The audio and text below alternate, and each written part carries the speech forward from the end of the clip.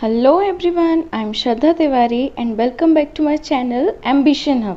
हमने अपने last section में टाइप्स ऑफ टेंस और अपने प्रेजेंट टेंस के प्रेजेंट कंटिन्यूअस और प्रेजेंट सिंपल टेंस को कवर किया था. आज हम कवर करने वाले हैं प्रेजेंट परफेक्ट और प्रेजेंट परफेक्ट कंटिन्यूअस को. हमने देखा था कि हमारे पास 3 टाइप्स ऑफ टेंस होते हैं. कौन कौन से होते हैं?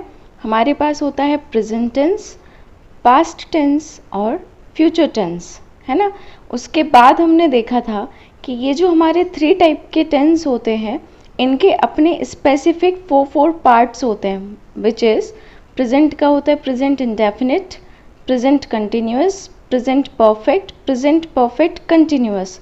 साथ ही पास्ट के भी होते हैं इंडेफिनिट, कंटिन्यूअस, परफेक्ट और परफेक्ट कंटिन्यूअस. सिमिलरली फ्यूचर है फ्यूचर इंडेफिनिट और future simple tense, future continuous tense, future perfect tense और फ्यूचर परफेक्ट कंटिन्यूअस. इसमें से हमने अपना जब कल हमने इसका रिवीजन लिया था, रिवीजन के साथ साथ जब हमने कवर किया था तो हमने कवर किया था अपने प्रेजेंट के इंडेफिनिट मीन्स प्रेजेंट सिंपल को और प्रेजेंट कंटिन्यूअस को. तो चलिए आज हम स्टार्ट करते हैं अपना प्रेजेंट परफेक्ट और present perfect continuous. So just move to present perfect tense. Present perfect की साइड मीन्स हम देखते हैं कि जैसे हमारे रिवीजन करते जाइए साथ साथ में. प्रेजेंट सिंपल में हमने अपनी हेल्पिंग वर्ब क्या रखी थी बताइए आप. हमने रखी थी, आप अपने माइंड में याद कीजिए उसको, डू डज. प्रेजेंट कंटिन्यूअस में हमने देखा था अपनी हेल्पिंग वर्ब 3 थी. कौन कौन सी थी? इज थी, am, are, right. Is used with singular subject, okay, और are used with plural subject and am specially use with I only. Okay, now see present perfect. यहाँ पे हम देखते हैं हमारी 2 हेल्पिंग वर्ब है, हैव, हैज. ठीक है, अब हम देखते हैं हैव कब यूज होती है. हैव यूज होती है जब हमारा सब्जेक्ट प्लूरल होता है. आप यहाँ देखिए हैव बड़ा है, हैज के कंपेयर में एक वर्ड ज़्यादा है ना इसमें. आप यहाँ से दिमाग लगा सकते हैं, सिंगल में जब ज़्यादा लोग जुड़ जाते हैं तो प्लूरल हो जाते हैं. तो हैव, अगर आप कंफ्यूज भी होते हैं तो ऐसे छोटी छोटी चीज़ों से उन्हें याद करने की कोशिश कीजिए. यहाँ पे स्पेलिंग थोड़ी सी बड़ी हो गई है तो ये प्लूरल के साथ जाएगा, हैज सिंगुलर के साथ जाएगा. अब हम देखते हैं, कुछ नहीं है, वही रटा रटाई चीज़ें हैं जो हम अभी 2 बार से देखते आ रहे हैं. क्या पहले सब्जेक्ट आ जाता है, बीच में हेल्पिंग वर्ब आ जाती है अकॉर्डिंग टू सब्जेक्ट. सिंगुलर होगा तो सिंगुलर आ जानी है, प्लूरल होगा तो प्लूरल आ जानी है. यहाँ पे V3 यूज़ हो रहा है, आप नोटिस कीजिएगा यहाँ पे V3 यूज़ हो रहा है, राइट. हमने अपने में देखा था हमारे प्रेजेंट में जब हम सिंपल पढ़ रहे थे तब हमारी V1 यूज़ हुई थी. जब हम कंटिन्यूअस पढ़ रहे थे उसमें V+ing फॉर्म यूज़ हुआ था. अब हम परफेक्ट पढ़ रहे हैं उसमें V3 यूज़ हो रहा है ना. अब हम यहाँ देखते हैं, फिर से वही बोलूँगी, अगर आपको ये सारी चीज़ें V1, V2, V3, V4, V5 clear नहीं हो रही हैं, आप इस वीडियो से पहले एक बार वर्क का वीडियो ज़रूर देख लीजिए. आपको टेंस पढ़ने की ज़रूरत नहीं पड़ेगी, मतलब पढ़ेगी लेकिन उसे रिवाइज करने की ज़रूरत नहीं पड़ेगी. मैं यहाँ रिवीजन ही तो करवा रही हूँ, अलग से कुछ तो बता नहीं रही हूँ, बस आपके कॉन्सेप्ट को क्लियर करती जा रही हूँ, है ना. अब यहाँ देखिए बचा हुआ ऑब्जेक्ट आ गया जो कि अभी अपने सिंपल में भी आया था और अपने कंटिन्यूअस में भी आया था. वही चीज़ ये पॉजिटिव हो गया.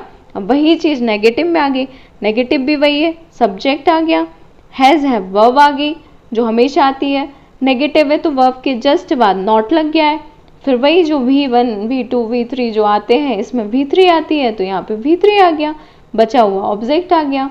अगेन जब हम इसको क्वेश्चन बनाते हैं, मैंने आपसे ये एक बार क्वेश्चन कर लिया है, फिर भी अगर आपको ध्यान ना हो तो आपको कमेंट करना है कि इसको कैसा सेंटेंस बोलते हैं हम, जिसमें क्वेश्चन मार्क लगा होता है. तो यहाँ पे जब हम क्वेश्चन वाले सेंटेंस बनाते हैं तो हम इसमें सबसे आगे हेल्पिंग वर्ब यूज़ करते हैं. तो यहाँ पे हेल्पिंग वर्ब यूज़ हो गई, उसी की रिप्लेस जिससे किया है वो आ गया, मीन सब्जेक्ट आ गया.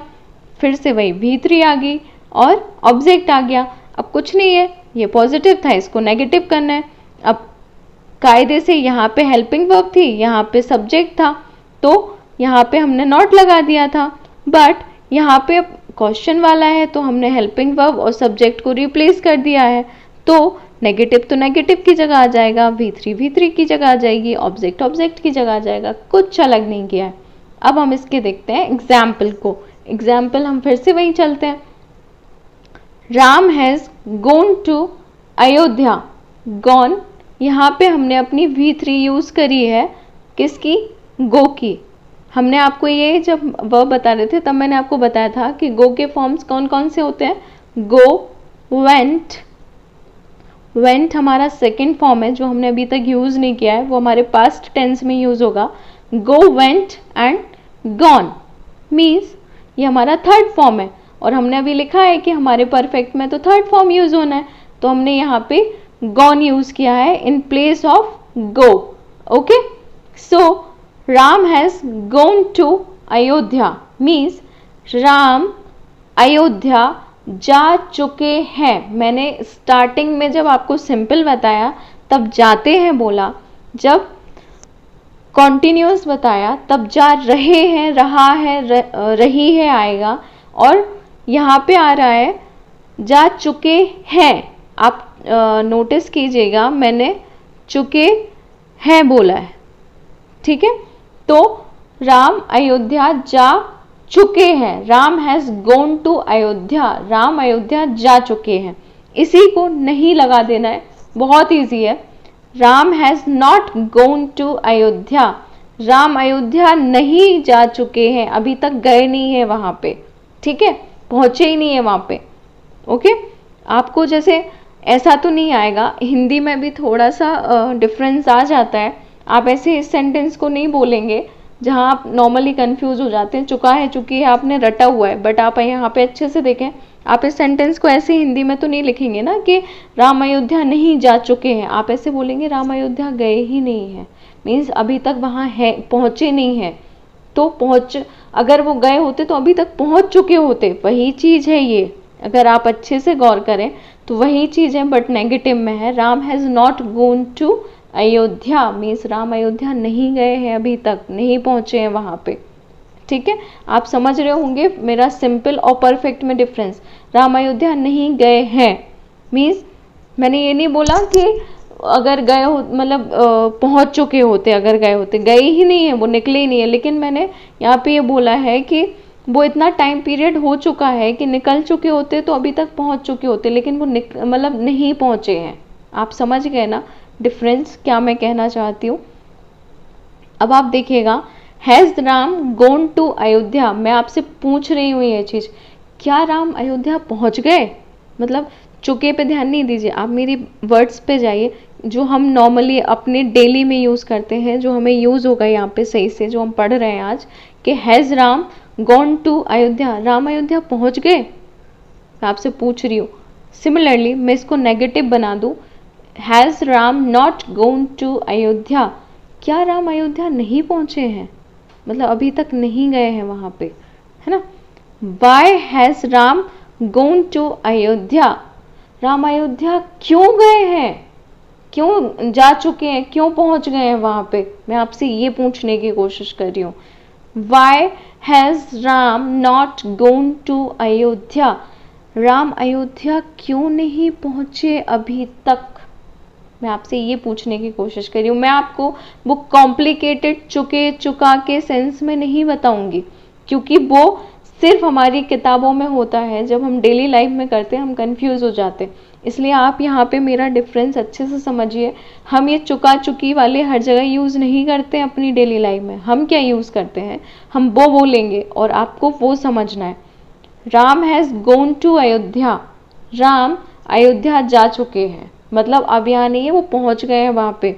राम अयोध्या नहीं गए हैं मीन्स नहीं पहुँचे हैं अभी तक, नहीं गए वहाँ पे, निकले, मतलब निकले तो पता नहीं, बट नहीं पहुँचे हैं, राइट। मतलब has Ram gone to Ayodhya, क्या राम अयोध्या जा चुके हैं, क्या राम अयोध्या नहीं जा गए हैं मीन्स पहुँचे ही नहीं है, निकले ही नहीं है ना। Why has Ram gone to Ayodhya, Ram Ayodhya क्यों जा चुके हैं, क्यों चले गए यहाँ से, मैं आपसे ये पूछने की कोशिश कर रही हूँ। Why has Ram not gone to Ayodhya, Ram Ayodhya क्यों नहीं गए, मैं आपसे ये पूछ रही हूँ। ठीक है, अब हम चलते हैं अपने प्रेजेंट परफेक्ट कंटिन्यूअस की साइड।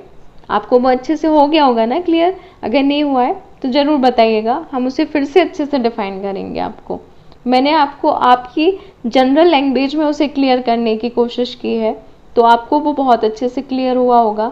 उसे आप यूज़ कीजिएगा, आप देखिएगा आप बहुत ईजीली उस टेंस को उस सेंटेंस में कैसे यूज़ हो रहा है, कैसे करना है, आप कर लेंगे। अब हम देखते हैं प्रेजेंट परफेक्ट कंटिन्यूअस, इसमें हेल्पिंग वर्ब क्या होती है। अब देखिएगा आप यहाँ पे परफेक्ट आ गया है ना, परफेक्ट में हमने कौन सी हेल्पिंग वर्ब यूज़ की थी, हैव की थी, हैज़ भी की थी, बट हमने यहाँ पे हैव हैज़ हो गई हमारी। ठीक, अब यहाँ देखते हैं हमारा कंटिन्यूअस भी आ गया। कंटिन्यूअस में तो वही हमने वॉज और वर यूज़ की थी, बट यहाँ पे वॉज और वर तो यूज़ हो नहीं रही है, बट फिर से वही फंस गए हम। आपको हमारी वर्ब वाली वीडियो देखनी पड़ेगी, उसमें हमने आपको अच्छे से डिस्क्राइब किया था कि जो हमारी वी की फॉर्म होती है उसकी फॉर्म होती है वॉज वर और वीन, ये हमने आपको क्लियर किया था। बस वही यहाँ पे आ गया है, थोड़ा सा उसकी फॉर्म चेंज हो गई है, बट कंटिन्यूअस की हमारी वी की फॉर्म ये वहाँ भी थी, कंटिन्यूअस में भी थी, प्रेजेंट कंटिन्यूअस में, और प्रेजेंट परफेक्ट कंटिन्यूअस में भी वीन बन के वो फिर से हमारे सामने आ गई है। मीन्स यहाँ पे परफेक्ट कंटिन्यूअस, परफेक्ट कंटिन्यूअस दोनों की वर्ब एक साथ आई हैं। अब हम देखते हैं इसके फॉर्मूलाज को, कुछ अलग नहीं है, बस थोड़ा सा डिफरेंस है, इसे गौर से देखिए। जो हमारा हमेशा की तरह सब्जेक्ट, उसके according helping verb with been जो कि यहाँ पे आई हुई है। अब कंटिन्यूअस में आईएनजी लगा था ना, तो आईएनजी क्योंकि थर्ड फॉर्म हमारा जो हमारा प्रेजेंट परफेक्ट में, सॉरी हम पीछे के वीडियो में देखते हैं अच्छे से, यहाँ पे जो हमारा हैव के साथ हमारी थर्ड फॉर्म लगी थी। क्यों, जब भी हैव लगता है तो थर्ड फॉर्म लगती है, लेकिन वही हमने यहाँ पे थर्ड फॉर्म नहीं लगाई है, यहाँ पे तो हमने आईएनजी लगा लिया, यहाँ पे हमने प्रेफरेंस कंटिन्यूअस को दे दिया। आप ये सोचेंगे तो हमने परफेक्ट को कंटिन्यूअस क्यों नहीं दिया, हमने दिया है भाई, हमने अपनी वी की फॉर्म को थर्ड फॉर्म में ऑलरेडी डाल दिया है। हमने अपनी वी की फॉर्म में देखा था कि उसकी थर्ड फॉर्म वीन हो जाती है, तो हमने तो अपनी हेल्पिंग वर्ब में ही परफेक्ट को डाल दिया। अब परफेक्ट की जो चीज़ है वो तो कंप्लीट हो गई, उसकी हेल्पिंग वर्ब भी आ गई, उसकी थर्ड फॉर्म भी आ गई, तो कंटिन्यूअस की जो हमारी वी की थर्ड फॉर्म है तो बी आ गया, और इसकी जो हमारी वर्ब की आईएनजी फॉर्म है वो आ गई। आपको याद हो जाएगा, है ना, हुआ ना याद। ऐसे ही याद करना है आपको, थोड़ा ट्रिकी तरीके से उसे याद करना है, और ऐसे रट्टा नहीं मारना है जो आप मारते हैं, बिल्कुल मत मारिए इसे, बस इसी तरीके से समझिए, आपको इसे डबल नहीं पढ़ना पड़ेगा। अब देखते हैं सब्जेक्ट हमेशा की तरह, हेल्पिंग वर्ब हमेशा की तरह अकॉर्डिंग टू सब्जेक्ट हम इसे चेंज कर लेंगे सिंगुलर प्लूरल में। वीन ये तो कंप्लीट हो गया, अब वी प्लस आईएनजी। ये देखिए परफेक्ट को पहले देखिए, परफेक्ट को हम अच्छे से देखते हैं यहाँ पे, तो परफेक्ट है, परफेक्ट की हैज़ हैव आ गया, इसकी वी थ्री भी आ गई। अब हम कंटिन्यूअस उठाते हैं, यहाँ पे वी आ गई और वी की आईएनजी आ गई। ठीक है, अब यहाँ देखते हैं subject helping verb V plus ING, object इसके साथ यूज होता है सिंस, फॉर और remaining object.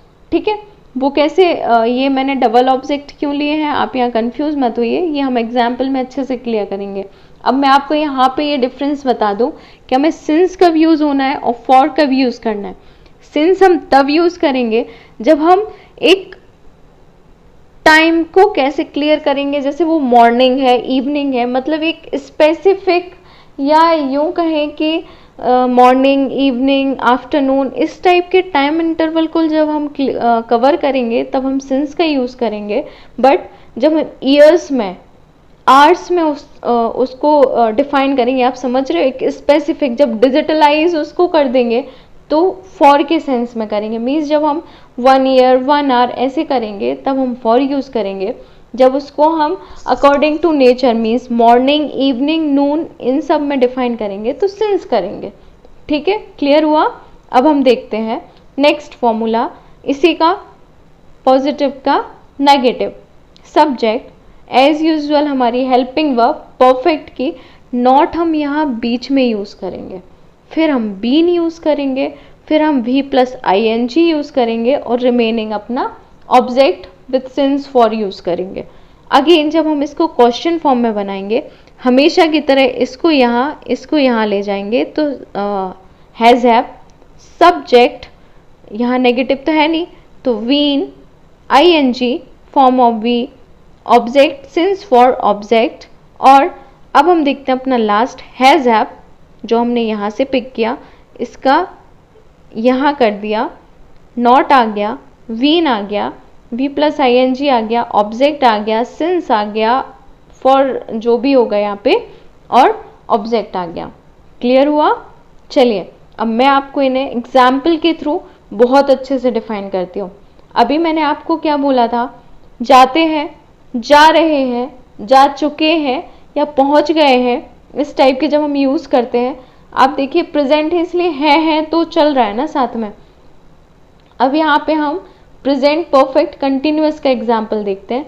Ram has been going to Ayodhya for a year means Ram Ayodhya जा रहे हैं 1 साल से, मतलब 1 साल से तो चल ही रहे हैं, वो होंगे कहीं दूर। जब वो लौट रहे थे तब तो वो पुष्पक विमान से आ गए थे ना, बाई चांस उन्हें पैदल आना पड़ता तो क्या वो 1 साल में आ जाते श्रीलंका से और अयोध्या तक नहीं आ पाते ना। तो जस्ट इमेजिन कि उनके पास वो पुष्पक विमान नहीं है, तो हम क्या कह रहे हैं कि राम अयोध्या जा रहे हैं, कब से, 1 साल से जा रहे हैं, मतलब अभी पहुंचे नहीं है बट चले जा रहे हैं, कंटिन्यू है, निकल चुके हैं इसलिए परफेक्ट हो गया। और चल रहे हैं मीन्स अभी भी करेंटली वो चल ही रहे हैं, अभी पहुंच नहीं पाए हैं वहां पे, तो ये हमारे यहाँ पे कंटिन्यूअस रिप्रेजेंट हो गया। ठीक है, अगेन हम इसको नेगेटिव में ले जाते हैं। Ram has not been going to Ayodhya for a year, मतलब राम 1 साल से अयोध्या के लिए नहीं जा रहे हैं, मतलब राम जा तो रहे हैं लेकिन अयोध्या नहीं जा रहे हैं 1 साल से। जब वो पैदल चल रहे हैं ना 1 साल से तो वो अयोध्या साइड नहीं जा रहे हैं, कहीं और जा रहे होंगे, पता नहीं। Has Ram been going to Ayodhya for a year, मैं आपसे पूछ रही हूँ या मैं किसी से पूछ रही हूँ ये चीज़, क्या राम 1 साल से अयोध्या के लिए जा रहे हैं। सिमिलरली क्या राम 1 साल से अयोध्या के लिए नहीं जा रहे हैं। अगेन देखिए, why has Ram been going to Ayodhya for a year, Ram 1 साल से पैदल चल रहे हैं अयोध्या जाने के लिए, तो मैं इसको ऐसे रिप्रेजेंट करूंगी कि क्यों राम 1 साल से अयोध्या के लिए जा रहे हैं, मतलब 1 साल से अयोध्या के लिए जा रहे हैं राम, क्यों, मैं इस तरीके से भी इसको पूछ सकती हूँ। Why has Ram been why has Ram not been going to Ayodhya for a year means Ram 1 साल से अयोध्या के लिए क्यों नहीं जा रहे हैं, मतलब कहीं और क्यों जा रहे हैं, घर क्यों नहीं जा रहे हैं अपने में। जब आपसे इस तरीके से क्वेश्चन करते हैं ना हिंदी में, तो आप उसको इंग्लिश में इस तरीके से डब कर सकते हैं, आप उनकी पिच पकड़ सकते हैं, आप उनका वे ऑफ टॉकिंग पकड़ सकते हैं। ज़रूरी नहीं है कि यहाँ पे चुका रहा यही आए आप, क्योंकि सबके बोलने का तरीका अलग है। इंडिया में बहुत सी लैंग्वेजेस बोली जाती हैं, अलग अलग टाइप से बोली जाती हैं, तो आपको ये डिफाइन करना होगा कि वो सारी चीज़ें किस वे में चल रही हैं। तो चलिए एक बार रिवीजन कर लेते हैं इन सारी चीज़ों का। चलिए, तो आज हमने क्या पढ़ा है, आज हमने टाइप्स ऑफ टेंस पढ़े हैं, जिसमें हमने अपना मेनली पढ़ा है अपना प्रेजेंट टेंस, है ना। तो हम सिर्फ प्रेजेंट टेंस को लेके चलेंगे। प्रेजेंट टेंस में भी हमने कितनी कैटेगरीज देखी है, इसमें हमने अपनी 4 कैटेगरी देखी है। प्रेजेंट सिंपल, और we can say present indefinite tense means present simple tense. Second is present continuous tense, third is present perfect tense और fourth is present perfect continuous. अब हम देखते हैं कि जब हमने प्रेजेंट सिंपल देखा था तो इसमें हमने हेल्पिंग वर्ब यूज़ की थी डू और डज मीन्स जब हम कोई भी नेगेटिव सेंटेंस बना रहे थे या क्वेश्चन वाले सेंटेंस बना रहे थे जो आपको जिसका नाम मुझे बताना है, तो उसमें हमने देखा था कि हमने डू डज यूज़ किया था। बट अगर जब वो हमारा सिंपल है, उसमें ना तो नेगेटिव वर्ड है ना वो क्वेश्चन वाला है, तो हमने देखा था कि हमने अपना V प्लस S या ES यूज़ किया था, आपको याद है हमने ये चीज़ें यूज़ की थी, है ना। ये हमारा सिंपल हो गया। अब हम अपने चलते हैं कंटिन्यूअस की साइड। मीन्स हमने अपने प्रेजेंट कंटिन्यूअस में क्या क्या देखा था, हमने अपने प्रेजेंट कंटिन्यूअस में देखा था कि हमने हेल्पिंग वर्ब यूज़ की है इज, एम, आर। कब, जब सिंगुलर है, जब प्लूरल है और जब आई है। साथ में इसमें हमने यूज़ किया था ING फॉर्म भी का, किया था ना। अब हम अपना चलते हैं अपना नेक्स्ट प्रेजेंट परफेक्ट की साइड। प्रेजेंट परफेक्ट में हमने क्या किया था, प्रेजेंट परफ में हमारी हेल्पिंग वर्ब थी हैज़ और हैव, और हमारा V फॉर्म कौन सा था, V3 था, याद है आपको, V3 यूज़ किया था साथ में। अब हम अपने लास्ट टाइप की साइड चलते हैं, प्रेजेंट परफेक्ट कंटिन्यूअस। इसमें हमारी हेल्पिंग वर्ब कौन सी थी, परफेक्ट था, तो हमारा हैज़ था और हैव था ना।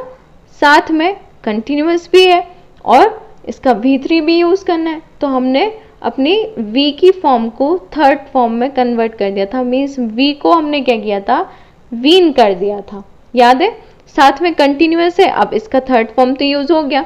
कंटिन्यूअस का V प्लस ING कहाँ जाएगा, तो वो आएगा V का ING फॉर्म। आपको ये सारी चीज़ें याद हो जानी चाहिए, आपको याद हो जाए तो मेरा ये सेक्शन कंप्लीट मैं समझूंगी, है ना। अगर आपको ये अच्छा लगता है तो आपको ये कमेंट ज़रूर करनी है कि आपको ये चीज़ अच्छे से क्लियर हुई है, डिफरेंस समझ में आया कि वो चुका चुकी से हम किस तरह से फ्री हो गए, है ना। चुका चुकी अब आपको नहीं आएंगे हमेशा की तरह, आपको वैसे समझना है जैसे मैंने इन चीज़ों को डिस्क्राइब किया है। ऐसे ही आपको अपनी लाइफ में डेली में, आप मत बोलिए, आप सुनिए जस्ट कि आपके सामने कैसे कैसे लोग बोलते हैं, तो वो ये सारे सेंटेंस में कहीं ना कहीं इन टेंसों को ज़रूर कवर करते हैं और आपको करना है, और आपको उनका एक सेंटेंस कैच करना है और फिर देखना है कि अरे ये मेरे कौन से टेंस में फिट हो रहा है। आपको वो चीज़ क्लियर करनी है, आपको बहुत धीरे धीरे आप बादशाह हो जाएंगे इस चीज़ के। Okay, so the section is over for today. अगर अच्छा लगा है तो लाइक कीजिए, सब्सक्राइब कीजिए एंड शेयर कीजिए। Till then, good day, bye bye.